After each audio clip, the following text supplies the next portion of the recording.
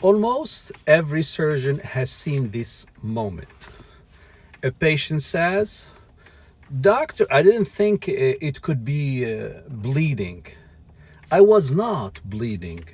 No blood, no dramatic collapse, just pain, dizziness, maybe fatigue. And by the time they arrive, the clock has already been running." If you were told you'd know if it was serious, this is for you. This is the main problem. Internal bleeding is imagined as visible, dramatic, and obvious. Movies taught us that. In real life, it's often quiet, slow, and easy to dismiss by patient and sometimes a clinician. That's the confusion. And this is the clear truth. Internal bleeding means blood leaving the circulation and going where it does not belong. That blood can collect in the abdomen, around organs, in the pelvis, behind muscle, deep behind the intestine. We call it the retroperitoneal space. You do not need to see blood to be losing it. Think of your body like a closed room.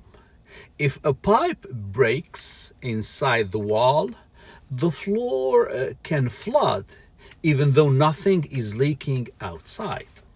That's the internal bleeding. This is the part where the logic breaks. People assume no bleeding outside, no bleeding inside, but anatomically, those ideas are completely unrelated. So we would ask why people misunderstand it. 3 common myths. If it was bleeding, I would see it. The pain would be unbearable. I'd pass out right away. But in reality, internal bleeding can be slow. The body compensates until it can't. Symptoms often appear late, not early. And always remember, common doesn't mean normal, and normal does not mean harmless. I don't want you to fall for this trap. Normal vital signs. Normal blood pressure and pulse do not rule out internal bleeding. They often just mean the body is still compensating. So let's compare acute versus chronic internal bleeding. For the acute internal bleeding, the bleeding can happen suddenly, minutes to hours. Common cause: trauma, falls, car accident, ruptured spleen or liver, bleeding ulcers, post-op bleeding, rupture ectopic pregnancy. What it looks like: rapidly worsening pain, dizziness or fainting, shortness of breath, cold sweats, confusion.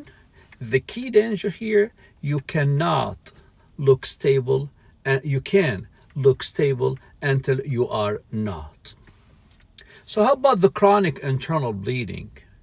Occurs slowly over days, weeks, or months. Common cause: stomach or colon bleeding cancer. Long-term NSAID use, anticoagulation, gynecologic bleeding, small but persistent vessel leaks. What patient usually feels? Fatigue that does not improve with rest. Shortness of breath walking short distance. Brain fog. Pale skin. Low iron or anemia. I just don't feel like myself anymore. The key danger here: because it's slow, it gets normalized. So people adapt until one day they cannot. So what happens in real life? What the patient actually experience? Pain that worsen without explanation. Lightheadedness when standing. Fatigue that feels different than normal tiredness. Shoulder pain from abdominal irritation, black stools, or subtle color change. A vague sense that something is not right. Example, surgeon C. A patient with muscle pain. They have a bleeding behind the abdominal wall. Patient with gas, but they have a splenic injury leaking slowly. A patient with anxiety, hemoglobin dropping silently. A patient discharged twice until imaging finally explain it. And then that's how people lose hours, sometimes days before answer. Remember, severity is not always related to the amount of bleeding. Small bleed in the wrong space can be more dangerous than large bleed you can see. So why this gets missed? This is often missed not because people don't care, but because early internal bleeding does not fit our checklist. As a surgeon, I've opened abdomens where patients were talking, joking, and they were bleeding significantly. They didn't look critical, they looked normal. Yes, sometimes these symptoms are benign, but they should never be assumed to be. You know, when your body starts rerouting blood silently, it doesn't send a calendar invite. This is not about panic. It's about evaluation. When patient is progressive, weakness is unexplained, symptoms don't match the story you were given. So what is the red flag, or actually a triad? Worsening pain, unexplained weakness, symptoms that don't add up, that combination should stop you. This isn't for emergency or shortcuts. It's for patients who want to understand. This is Dr. Ben Maumer. Hit follow to help build momentum to fix healthcare in America.